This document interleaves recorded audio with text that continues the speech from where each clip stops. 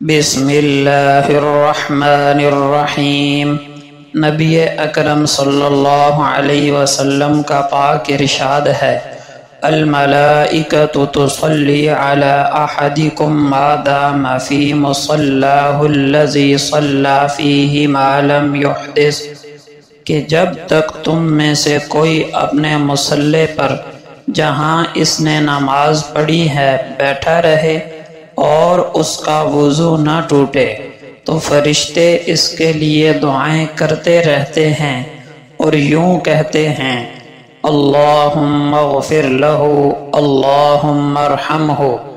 اے اللہ اس کی مغفرت فرما دیجئے، اے اللہ اس پر رحم فرما دیجئے۔ فرشتے اللہ کی معصوم نورانی مخلوق ہیں، جب وہ اللہ کے حکم سے ہمارے لیے دعائیں کریں گے تو یقیناً وہ دعائیں مقبول ہوں گی، اور ہم میں سے کون ہے جو اللہ کی مغفرت کا، رحمت کا محتاج نہ ہو؟